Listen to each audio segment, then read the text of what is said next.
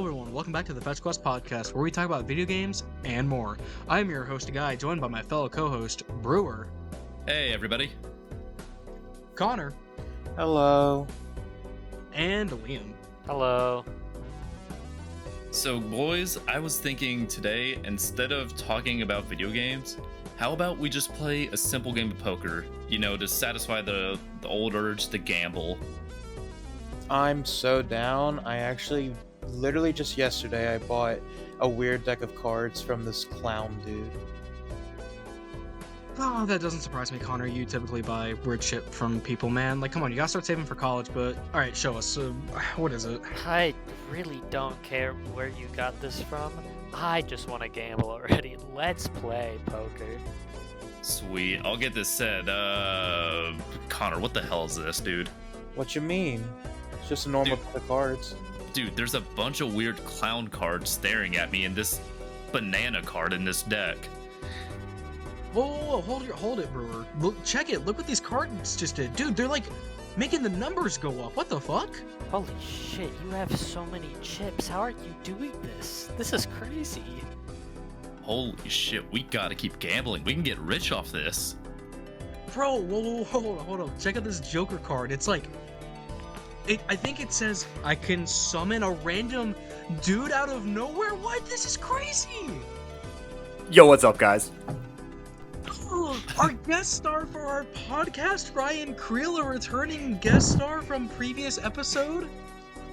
Oh my god. Damn, drop the full government name and Oh my everything. God. Full government name is actually crazy. I was I'm just gonna say surprised you didn't drop the social as well. I can dox Ryan right now, but Oh man. I choose to be a good person. Please. Hey, for the Ryan card, that adds to his multiplier. Every time he gets doxed, he gets a +5 The multiplier. more lore revealed, the higher my mult. Yeah. Wait, that'd be beautiful. Man. Okay, but today we are talking about the indie sensation that has taken over the internet, Balatro. What is it about? Why do we love it? And how did it take over the internet?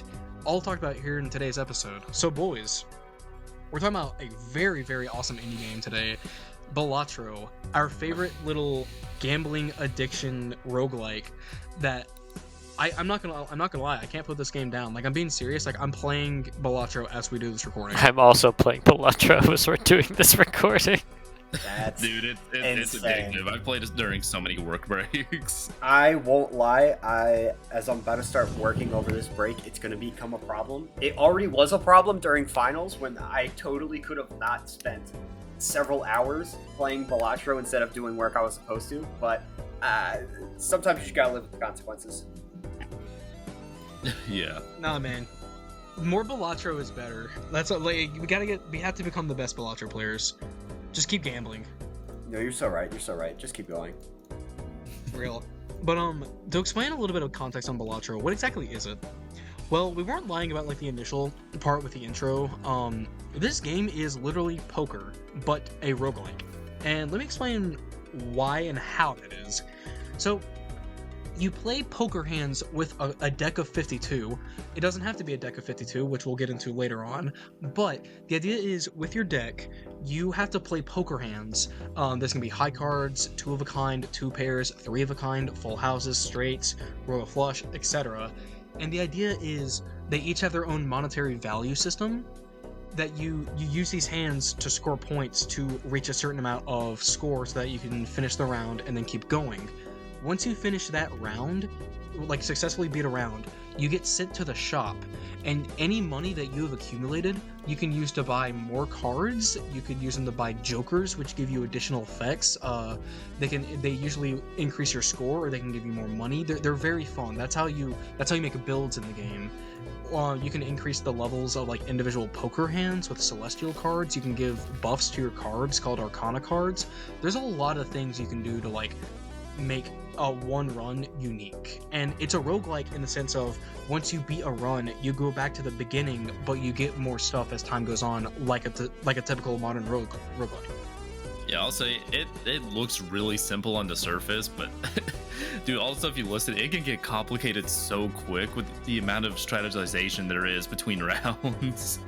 Because I was legit thinking on like some hands for like a good couple minutes, every time I clicked that button and I saw like the score multiplier keep going up and up, I was like, oh please, please get high enough.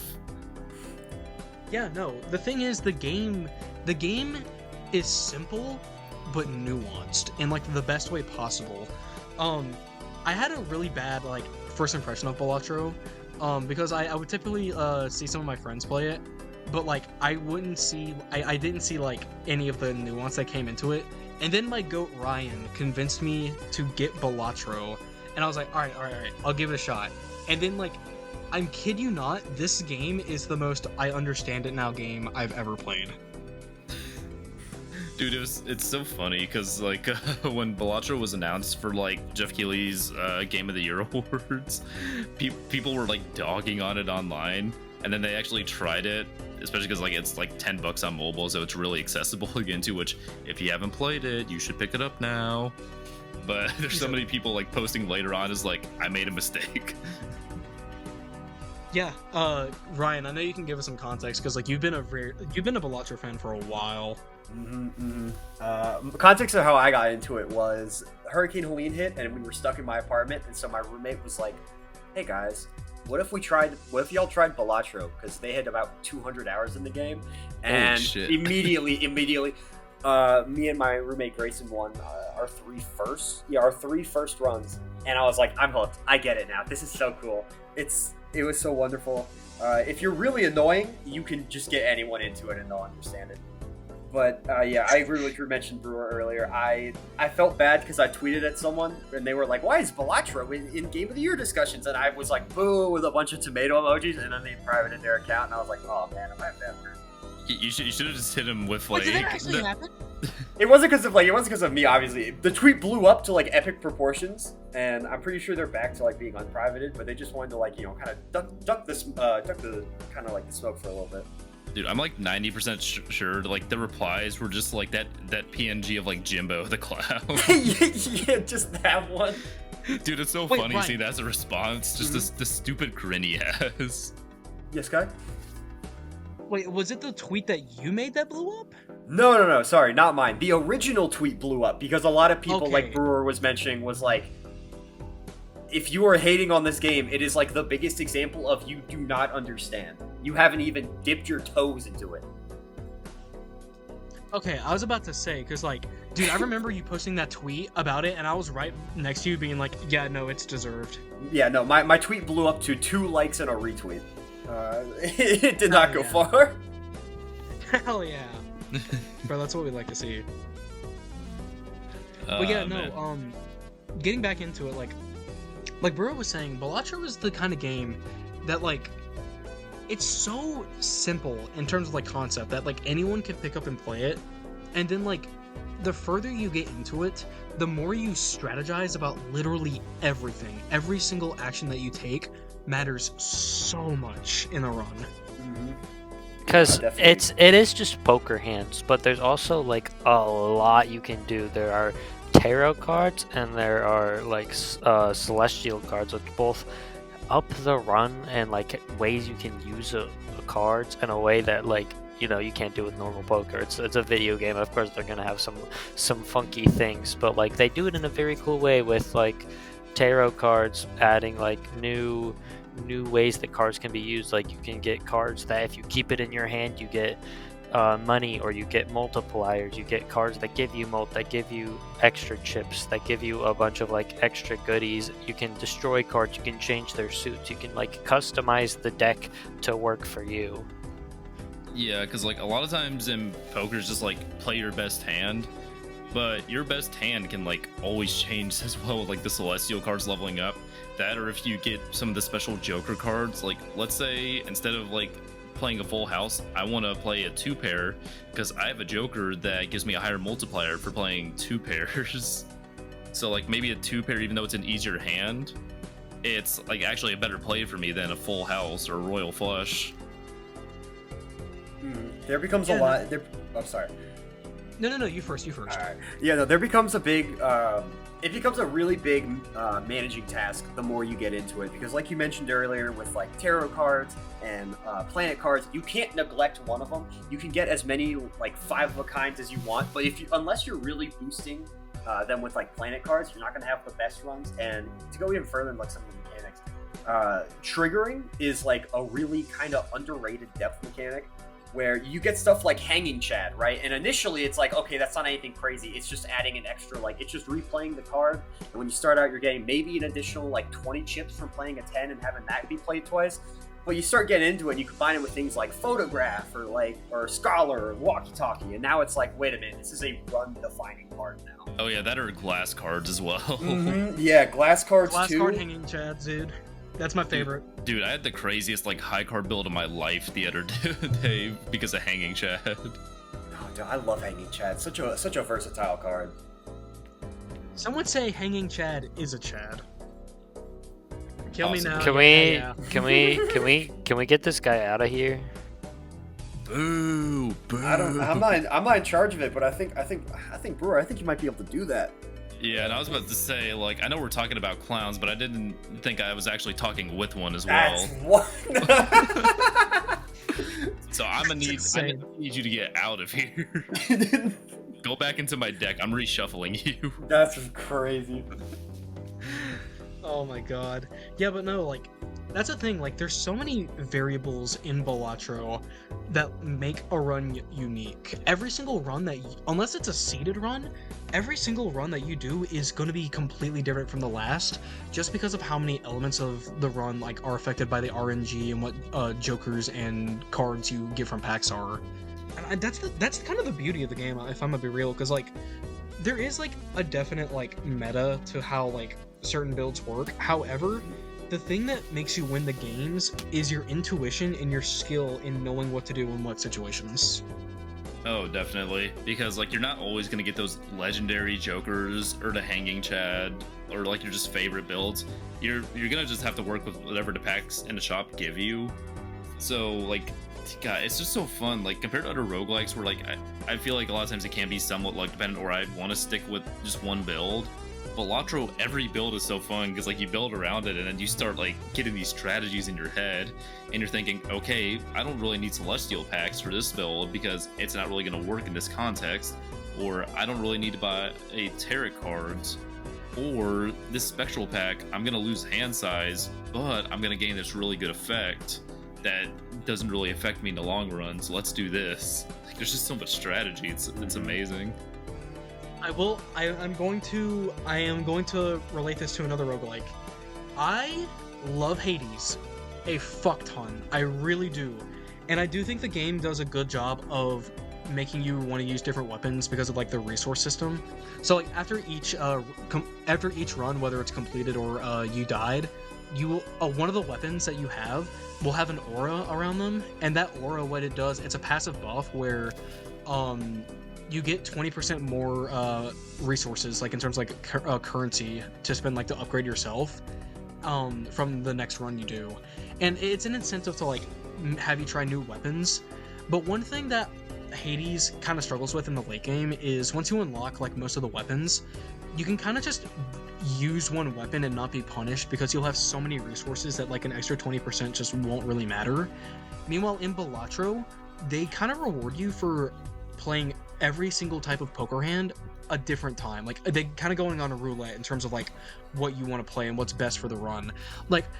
Like sometimes, like, I was playing a hand the other day where I was running an initial 2-pair build, and then eventually I started getting more and more cards, and I was like, okay, I'm gonna make this a 3-of-a-kind build, and I had jokers that complemented that, and that build completely turned around from a 2-pair to a 3-of-a-kind, and it won me the run. Oh, yeah. But that's because the game wanted me to run other things. Dude, I had the same thing happen because, like, I went from, like, having big hands with, like, 2 pairs to, like, getting just a 1-card hand. Like, I went from 2 pairs and flushes to, like, literally just high carding at every hand, and it was literally my most viable option. Well, that's how it is sometimes. It's really fun to see. I think I was playing like a straight build the other day. I got something like Sprinter. But every time, I always love whenever we talk about pivoting to different hand types, because every time Wii Joker pops up, I immediately pivot to 2s. It's the most fun thing in the world for me to see that chip count get crazy. Oh, yeah. Dude, I was playing a straight build the other day with the black deck, so like, Oh my gosh, that deck. I didn't think I would be playing a straight hand with like the deck that gives you less hand size to make straight, but I made it work because the game gave me all the jokers for a straight. I'm like, all right, guess we're doing straights now. Yeah, I guess we doing straights. Yeah.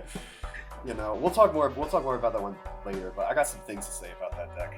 Oh yeah, you cook, man, you Oh, cook. please. Right now, okay. So like, when Grayson and I were starting, and it was like great. It was just white stake. It was fresh game. We're still a little bit new, but we were a little bit seasoned because we had CJ there to kind of coach us. And, got a little bit of a quick power up. A little bit hyperbolic time chamber kind of training because we're stuck inside and we're getting the wisdom from our elder here. And so we're playing it, and we go through. We win with like red deck really quick. We win with blue deck really quick. We win with yellow really quick. We win with green pretty quickly. It's like wow. And then we unlocked black deck, and we're realizing it. It's like wow, it has a sixth Joker slot, and you only have to give up one hand. That's not bad at all. And then we play it, and it's the most miserable thing ever because no run ever gets off the ground. Nothing gets past like ante 2, and I'm just like. Oh, it's so frustrating. I really don't even know how I've managed to get it up to like, I think it's like, I've got it up to like black stake. But. Dude, it's really weird for me because like the first time I used black deck, I won with that run as well. Oh like, my. I don't know how. I think just because a lot of the previous runs I had, I got like the Stuntman Joker that reduced your hand size by 2. So like I was just used to playing smaller hands, I guess. No, you were just simply, you are actually different. I'll be entirely real. Doing that first try is crazy. I alone am the honored one. Well, actually, because the one hand side, the minus one hand you can play is like, that's one less dollar at the end of every round, which adds up to less interest as well. And then it's like, there's just so many situations where I finish a handout because like, my draw is just terrible. And then it's like, okay, I managed to straight high. But because of that deck having one less hand to play, there's so many times where that one extra fourth hand would have been game saving. But no, I got to go back to start. Anyways, that's it. That's it. No, I don't blame you though. Like it kind of blows. Like I hate black deck. Like it. Don't get me wrong. Every single deck in this game is viable and can work. They all have their niches. They all have weaknesses and strengths. But black deck is just the hardest to get off the fucking the ground. It's so hard. Yeah, that 6th Joker slot doesn't really become useful until like ante 3. Oh, like maybe ante 3 if you've got a real good run, but like ante 4, ante 5. Yeah, when you have like more jokers. It is whack, I'll give it that, but it's also like I don't know. I see the appeal of it, but that's just more black deck rant. But like, dude, I something really weird happened with a black deck as well, because like you would think that extra Joker slot is helpful, but like with my straight build, like I had Wii Joker, which like it gives you like I think extra chips or extra like hand multiplier if you hit like odd numbered cards. But like it just wasn't working out for me because I was mostly using face cards for my straights. So like I was like, okay, I'm gonna sell this Joker, and then I'm gonna use the Judgment Tarot card to get another Joker. You wanna know what fucking happened? I sold that bitch, used Judgment, and then I immediately got the Wii Joker again. Oh my god, no, it's crazy. Okay.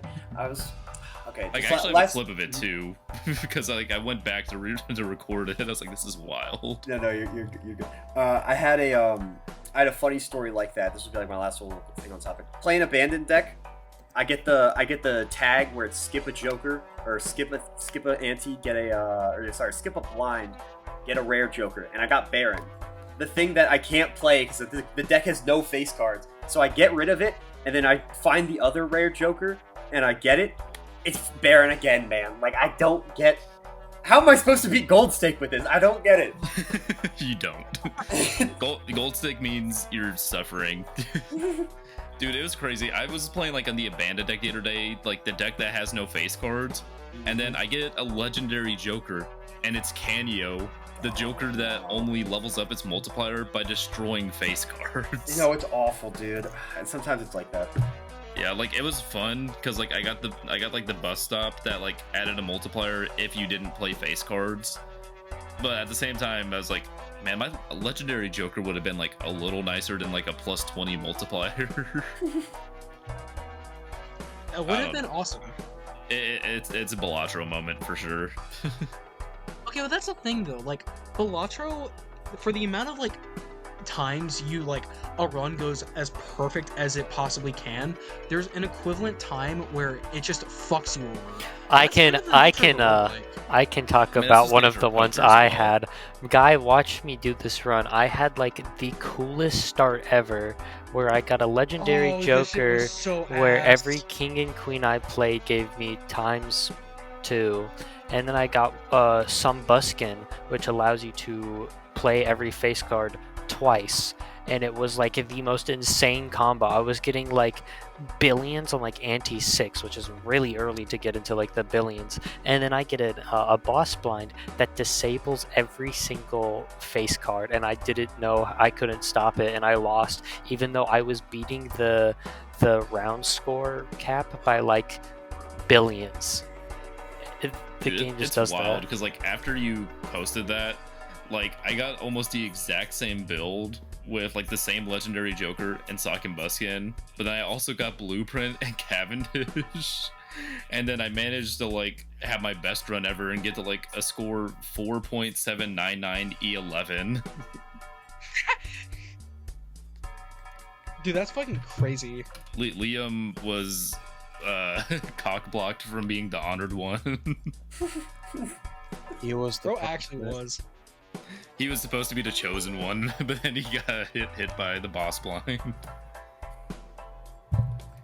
It's crazy too, because I know I remember Liam. I remember you saved that that run seed to see if there was any way you could reroll the boss blind. There just wasn't. That's literally the most cursed seed I think I've ever seen. Yeah, no, with the boss blinds, we haven't been mentioning them as much, but you really have to get creative with how you can approach some of the boss blinds, because some of them is like it won't affect your deck at all. Other ones like literally completely counter your deck, and within a couple of rounds you have to buy more jokers. You have to figure out some way to like get a counter to them, that or to play around them so you can even survive. Yeah, no, it's huge. Like you need to like think about like certain boss blinds and how they affect your run. Like boss blinds, to give like more context of like what they are. Boss blinds are there are there are three. Oh fuck, how do I explain this? There are antes. Antes represent like the levels that you have to continue, and there are 3 rounds per ante.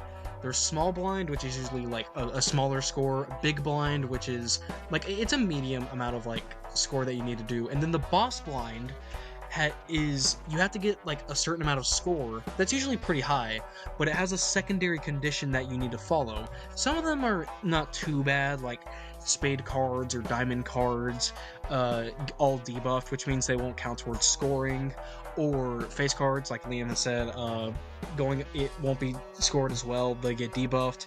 And then you have some of the fucked ones, like the played hand that you play gets leveled down permanently hate that throughout the one. whole run. I hate that one so fucking So much. annoying. I cannot count the amount of times I finally get a planet card that I need for the hand I'm trying to build for. Immediately run into that guy, and it's like, great. No, I didn't want to build this way. It's fine. It's fine. It's Dude, fine, I there's- definitely didn't want to do that, yeah. Dude, there's so many times like I just want to win with funny jokers and do meme builds, and then like I'm expecting to only have to score 100,000 with them for like the final boss or the final boss blind, and then I fucking get the Violet Vessel, which needs 300,000, and I'm like, fuck me. That ain't happening. No, this meme Dude, build. that's insane. That's something I really like about the way the blinds are set up, is that when you get to ante 8, it's not like one of the other blinds that you're used to. It's a whole different like set of boss blinds that you can get. I think that's like a really cool touch. Oh yeah. Oh yeah, ante 8, which if you want to beat a run in Balatro, you have to get past ante 8. When you beat ante 8, you win. You win the whole thing. But ante 8, like Connor mentioned, has like separate conditions that are completely different from the other boss blinds. Typically, it could be from very large blind, which is like you have to get a lot of score, or you have to sell a joker before you can even use any of your cards. Stuff like that. Very unique stuff that makes you think, because it's either a run ender or you planned perfectly around it. Or you get the one that just flips and shuffles your jokers, and then it's like, okay, that's really fine. Dude, I had that one when like I had like 3 negative jokers, so like I had 8 cards to keep track of. So like I was just looking at all the ticks that jokers did, because keep in mind, while the jokers are flipped, they still show like their normal effects.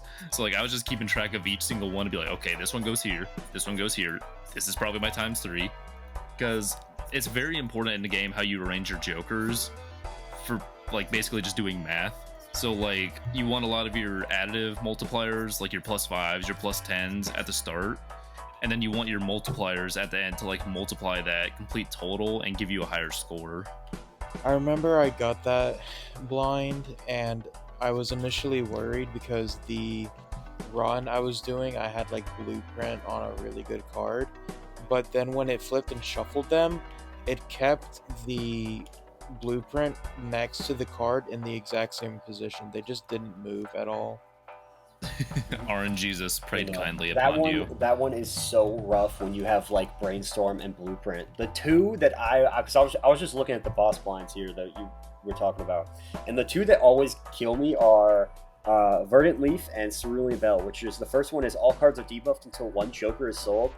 And when I'm playing with 5 jokers, having to get rid of one of them is just, honestly, sometimes, like you mentioned earlier, Brewer, sometimes that just kills all, like the build. Verdant Leaf is the one I hate the most. Like I also hate the Violet Vessel as well, just because of like how run-ending it can be. One of my least favorite ones, I forget what it's called, is the one where playing your most played hand it sets your money to 0, because sometimes the Ox. Yes, the I Ox. hate that one. you like you're Fucking hate the Ox. one of my like favorite runs I ever did was like a bull run where you get stuff based on the money, and it was like purely on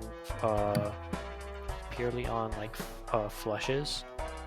I was going purely based on flushes, and like I none of my other hands were leveled up, so I got the Ox, and I was just like, oh, so after I play this hand, my my bull becomes useless because it gives you chips based on your money, and I basically lost the ability to use the Ox, but I pivoted from the Ox and like a chip builder, and then I got a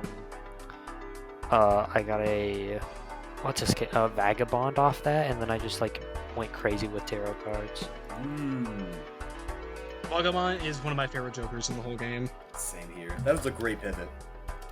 Yeah. No, again, pivoting is very important, just because you have to be adaptability is very important in Balatro, just reacting to every situation accordingly. What are each of our favorite jokers? That is a hard one. Oh my goodness I gracious. know It's so mine. hard. I know what mine is. Before we say our favorites, I want to separate our favorites between like effects and also art, because like I like the art on all the jokers. They're really nice. Oh no, the art style is probably like one of my favorite parts of the game. It's just so like visually appealing. I love like I'm pretty sure it's pixel art. Like I don't. It's pixel art. Yeah, I don't want to assume, but I love the pixel art style. Like I love the way the cards move when like they're like scored and stuff like that. Like just the aesthetic of this game is really like just insanely like appealing. Like I mean, I've already mentioned the art style, but like the sound effects are super satisfying. The background music's always super like The soundtrack is one song that just changes like a little bit over the course of the game. It goes like if you're in a shop, it's different from if you're opening a card pack. It's different from if you're like in the actual round. And then like yesterday, holy, we got an orchestral version of Balatro. It was beautiful. For context, we are recording this the day after the Game Awards, where they played the sickest orchestral version of the main Balatro theme. That went insanely hard. It did. But It was so good. yeah, but like really just like I really like the entire aesthetic of the game. It's probably one of my favorite parts about it. But I guess like back to the Joker question. I think I definitely have to say mine is Spare Trousers, just because I really like the 2-pair build. Okay. We got a lot of. Mr. Connor. What does what does the spare trousers do for 2 pairs? Oh right, spare. I'm gonna get this wrong, and then you guys are gonna yell at me, and then I'm gonna be sad, and then I'm gonna be forced to leave fetch quest, and then I'll forever be exiled from the group. But Okay, Mr. Negative. what, a negative Joker? Wow, I didn't know I was a negative Joker. But what spare trousers do is that each time you use a 2-pair, it gives itself like a plus. I'm pretty sure it's either +1 molt or +1 to multiplier. Wrong. It's +2.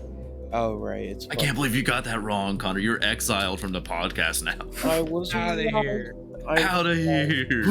I think we found another clown in the podcast. There's I the know I was clown talking costume. to 2 of them. I mean, to be fair, my avatar does look like a jester, so I'm not gonna deny that at all. It's not like a game of Among Us where you're hiding. You've always been here. You've always been the clown. I've always been the clown.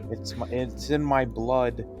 But yeah, I've always liked doing the 2-pair build. So anytime I see spare trousers, I'm like, wow, it's my goat. I'm so happy.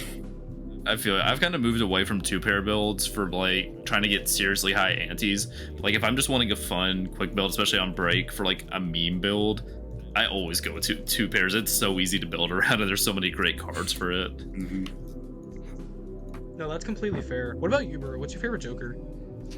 Oh, that's really hard. I have favorites for effects, and then also art. I think one that I like that combines art and effects, because it's usually a very versatile one, is like the baseball card Joker, because one, I love the art. It's just like a really nicely well-drawn card, and I like a little signature on there too with the Joker. But also its effect is pretty good as well, because like uncommon Jokers each give you a 1.5 times multiplier on there. So some like uncommon Jokers that usually wouldn't be as good, that are utility Jokers, ones that don't give you a multiplier but that are give you a special effect like trading card that lets you destroy cards to earn money.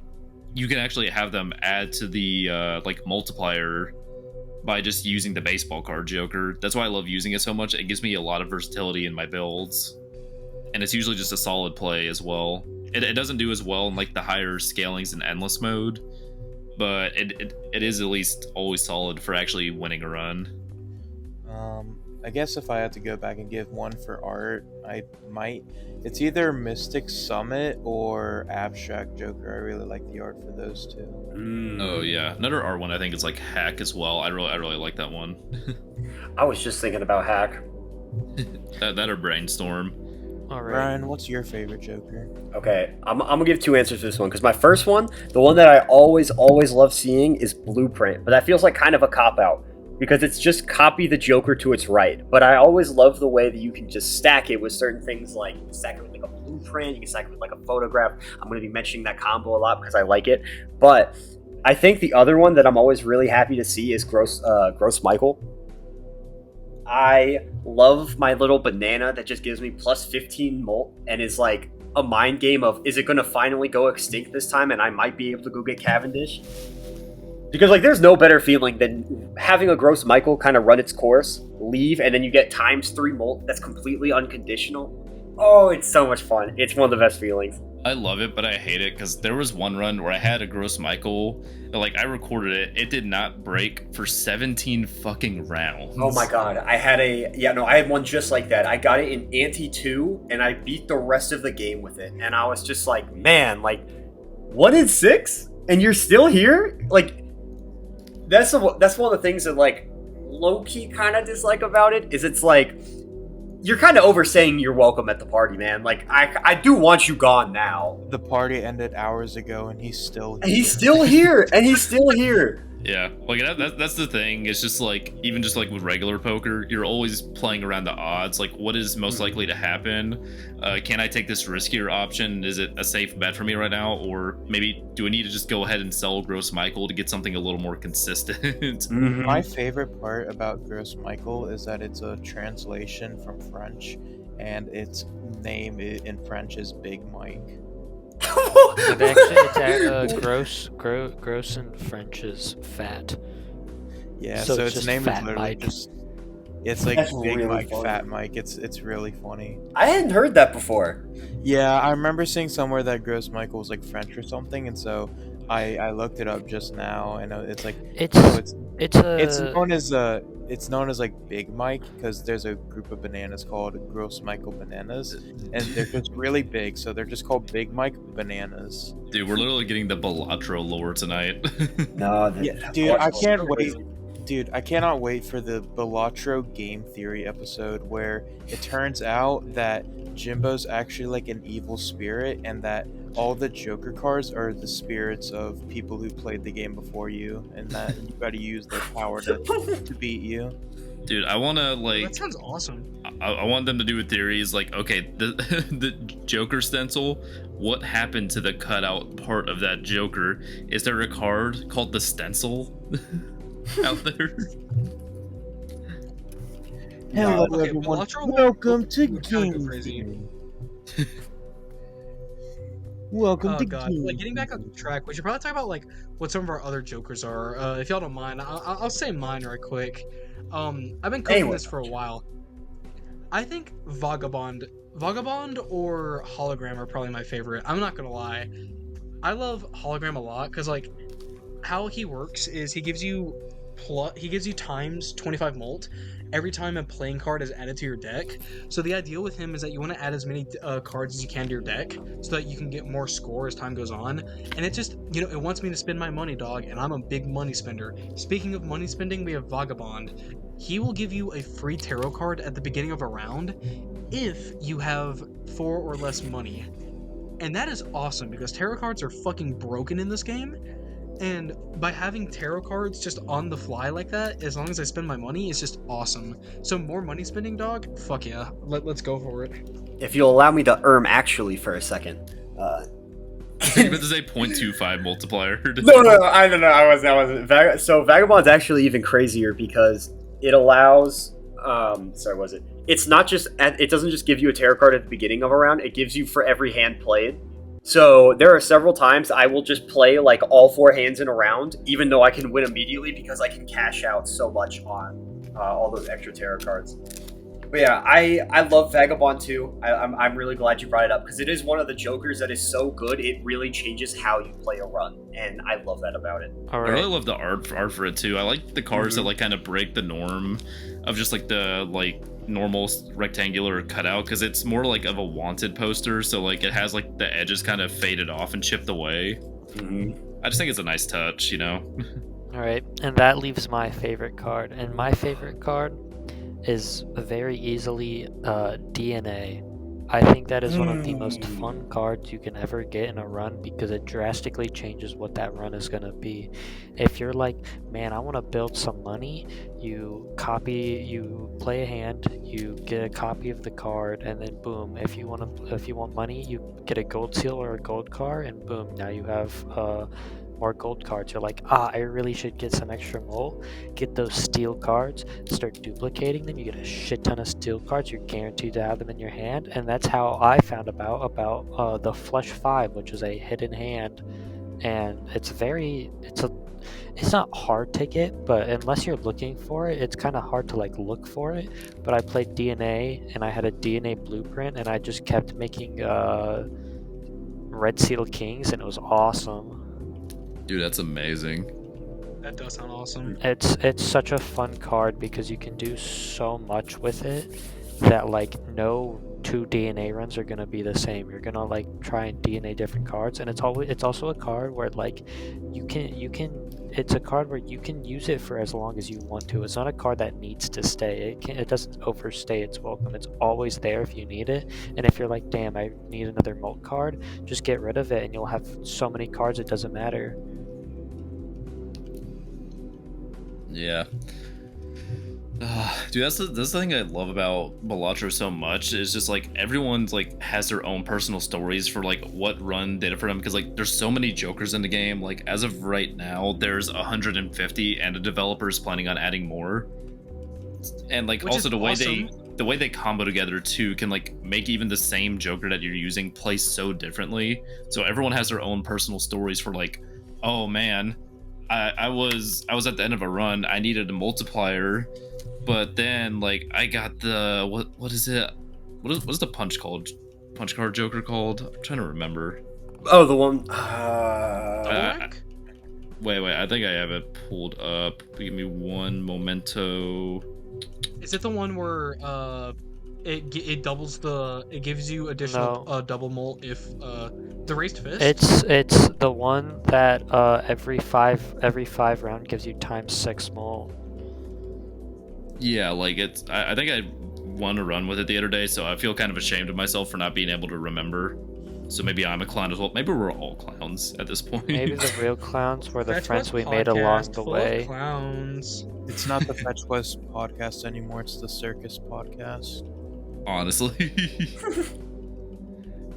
Yeah, but you have stories that are just like, oh yeah, I needed like a crazy multiplier at the end, but then I saw that card in the shop, I played around it, and I was able to beat the final blind, which is what happened for me. Okay, I looked at it, it's the loyalty card, ×4 mult for every 6 hands played. Oh, only ×4? I thought it was ×6. Oh. Yeah, well that would make it even more busted, because with the ×4, that's what I used to win my like meme high card run.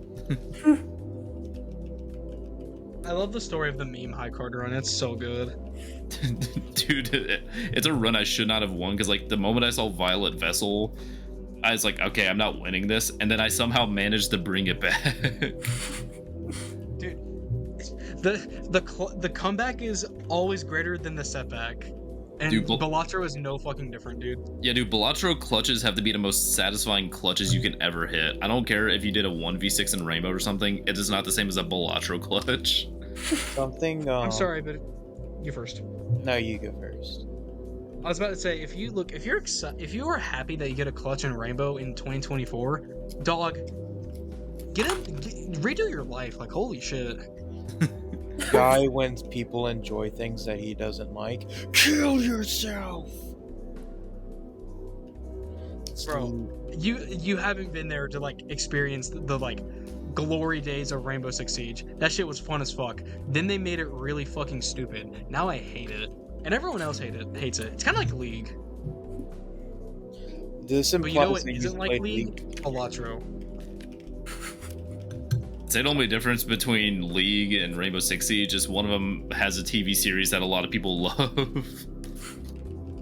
Yeah, something I do actually like. It's not a huge topic, but something that I feel like just of how much it Balatro blew up, because like I had heard about it a good amount before, because when it got its like free DLC announcement in a Nintendo Direct, I remember I heard about it, and I think the reason that's important is because that DLC was them announcing they'd have a bunch of collaborations, like with The Witcher, Dave the Diver, and most importantly, Among Us. Among Us, Among Us, Among Us, Among Us. Yeah, Me clutching the high card build with an Among Us Jack.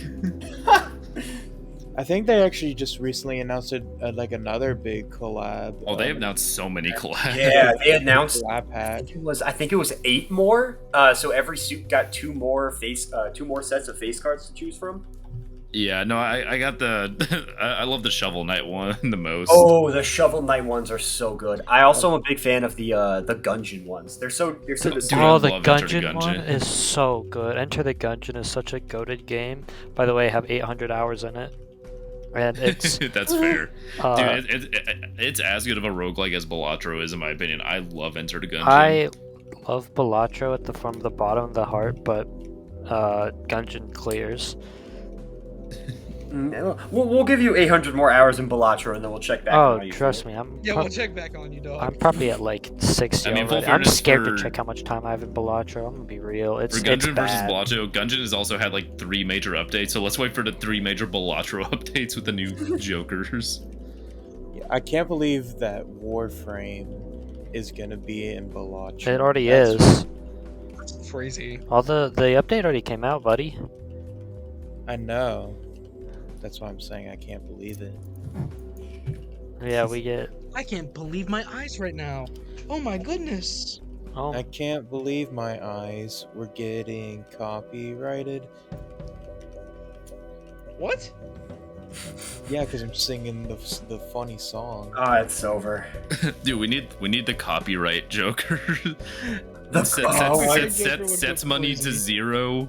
Gives you like every time you get copyright striked, you get like a an added times 0.5 multiplier. The copyright Joker is that you have to play it whenever you play a hand, you have to play a slightly different version of the same hand, or else you get copyright strike. Because if you play the same hand, you get copyright. Oh wait, no, you have to play a different hand every time. Yeah, or else you lose all your money. That'd be crazy. But like it gives you like times 5 multiplier, so it's like a sort of risk reward. Oh yeah. Oh yeah. god. Yeah, Please, no, local thunk, hire us to make Joker cards for you. I'm about to say some cooking's happening going on right now. Local But, Funk, I know you're a college student. Dog, like, most of us in here are also college students. Please, please, let us help you in Balatro too! Please! Local thunk, if your Balatro game wins any award in our Game of the Year episode, I will make a personal Balatro trophy for you. Please. Spoiler alert, we have a... Rig the vote. Rig the vote. Rig the vote. Episode. Local Thunk! You guys should watch Game of the Year. Local Thunk! Hire us for Balatro 2, and our lives are yours. Please. Oh god. But yeah, I'll no, do it for free. We'll do it for free. I don't need a wage. True. But yeah, no, I think we're getting to that point of the episode though. Like we're starting to wrap up a little bit, like with our feelings on Balatro. What do you guys think? Yeah. At this point, we're just doing fun stories with Balatro. Yeah, we are. Mhm, We're just for having sure. a good Not that time. there's anything wrong with that. You No, guys there's mind? nothing wrong with that. Do you guys mind if Alright. I go first for the closing thoughts? Of Yeah, course, go of for it, course. man. Go ahead, for man. it. Yeah. So I guess for closing thoughts, I would definitely say out of this group, I've put the least amount of time into Balatro, and that is not that is literally just like I got either super busy or I've just been prioritizing other stuff like Monster Hunter. But I think this is a really, really good game. I think the gameplay is super addictive. It's well thought out. It's very complex, but once you get the hang of it and you understand what's happening, it becomes so fun and engaging. With the player, I've already gassed up the aesthetics and stuff like that. And I just think all around the fact that like this is just such a well polished, well made game that I am both like shocked and also incredibly impressed that one person was able to make this. And I am so glad to see that everyone else is sort of recognized how good of a game this was for it to win like multiple game awards and just get a bunch of online recognition. So I'm very happy that that's happened to it, and I really like it, and that's all I have to say. Sweet, man. Sweet. That's deep. Hmm. Who wants to go next? I can go next. Go, Liam. Okay, so I got this game on my phone, which is a very bad decision. And I think every single time I have gone to lunch since I bought this game, I have done at least one Balatro run, which just says a lot about how addictive it is. I have literally like spent so much time just like playing Balatro in between doing like other important things. Like I'll do one run, and then it ends up being like an hour long because the game is just it's addicting, but in a way where it's like it's stimulating. You're not like just doing nothing. You're actually like pushing yourself to like get better runs by like strategizing and doing like fun stuff. Like there's a lot of luck involved. It's a roguelike, of course there is, but a lot of it you can like account for and make like good runs out of nothing. And like it's just really cool to see, and it's a game I'm gonna play for a very long time. Oh yeah, man, that's nice. I concur. Brew, would you like to go It's next? beautiful. Or I? Sure. I'll go next. So Balatro is it's such a fantastic little game. It's so simple on the surface, but it has so much complexity for it that like it's a game I feel like anyone can get into. I think non-gamers could get into it because it looking like just a simple game of poker makes it really approachable as well. Like, and as a roguelike too, you could just do a quick run to take like an hour if you're just have some free time, and you can always opt out of it too, especially on mobile, just to like split the run up. But I like its art. Its music is really catchy too. I do hope maybe they add some new tracks in the future, maybe even some collaboration tracks, because when we start putting hundreds of more hours into the game, especially with new jokers, I will maybe want a couple new tracks, but the one we have right now is really catchy. No, we want the same track over and over again. It's that fucking good. It is a really good track, I'll give them that. But it has good art. It's really, really satisfying, just like getting your combos lined up and then seeing that score multiplier just literally light up on fire. It's a game I can just not recommend enough, because like as a roguelike as well, for people who just love that genre, I feel like this one is also just a lot more approachable, because like whenever I did lose a run, like it didn't feel like it would take too long to like build up another satisfying run again. So I would just like hop into another one, that, or as well like you can just always work with like almost everything you have. It's like, well, a lot of times it is luck dependent, especially if you're doing gold stake. I always feel like I can be better as a player by like strategizing more, taking into account the odds, the statistics even more. It's just so damn good. I cannot get enough of it. Like I could go on even longer, but I don't want to rant too long and take up everyone else's time, so I'll just say this final thing. Please play Balatro. It is super cheap. On mobile it's $10, and on every other platform it's like $15, which hell, you can get it on sale for even cheaper. So please play Balatro. It is worth your time. It is addictive. If you're a fan of roguelikes, you will eat this up, and even if you're not, you will also find reasons to get swept up in it as well. I concur. Definitely Let me spin. tell you about Balatro, okay? This game is fucking awesome. I love Balatro so much that I have just been playing Balatro daily. And do I think that Balatro should, be as awesome as it is? Yes, because it is. I'm saying nothing right now because I'm tired, but now to the actual shit. Balatro, like, I cannot believe how good of a fucking game this is. Like, because again, like, I didn't understand this game at first, like, when I was, like, initially seeing it. And then, like, once I got into the action myself and, like, started to experiment with what the game had to offer, I understood why so many people love this game. I cannot stress to you enough how addictive the game is. I have a few late assignments in school. Some of them are going to be excused, of course, but, like, I have prioritized Balatro over some assignments. I'm still making A's in college, don't worry. I'm still doing good, but like that's just like to the point that's how addictive the game is. Like it's to a point where like assignments are becoming like second in my priority, which shouldn't happen. That's bad. We at Fetch Quest do not prioritize that. Oh my god, dude, that's literally like the stories of people getting addicted to Dragon Quest in the past, and then like their family taking away the console so they can't play it. All right, guy, we're gonna have to take away your Balatro until you get your friends back up. Please, I need it. But yeah, no, seriously, I genuinely think that Balatro is like one of the best games I've ever played. Like even as a mobile game and a roguelike, like. I don't know. The last indie roguelike that I got this addicted to was Hades. But the thing is that, like, there was a point where it's like, okay, I don't need to play any more Hades. I'm good. Like, I have my fill. Meanwhile, like, with Balatro, I don't think I'm gonna put this game down for a while.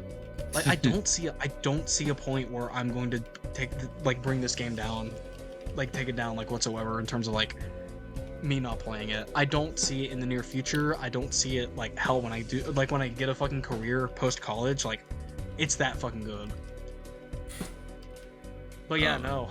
With that being said, like it's such a good game and I can't recommend it enough. $10 on mobile, $15 on Steam. It's so good. And it got a lot of awards at the Game Awards, which fucking deserved. But now, to where it all began, this fucking virus that spread. Oh, Ryan. Tell us. I your don't final have thoughts. I don't have too many thoughts. I feel like y'all did a really good job of covering everything that I wanted to say, whether it be about like the art, the music, just how addictive it is, and the fact that I also don't see myself dropping it for a while. Brewer also brought a really good point mentioned earlier that I agreed with about how it's just like, yeah, it's just so addicting. I can't put it down, and it's one of the best things I ever played. But the thing that I want to say is I think it's just insane that this all stemmed from one guy who made this for a portfolio piece just so he could have stuff for a resume. I think it's insane. It's a great story, and I'm really thankful to Local Funk that he decided to just one day just publish it and put it out there. I think it's a great story, and also it's just when I play it, I'm like, this is why I keep playing video games. This is why I think it's a great turn for the way that video games are going to go, especially within the past year. It's just one person's just complete heart and soul and drive put into one game, and I'm so glad it paid out for him.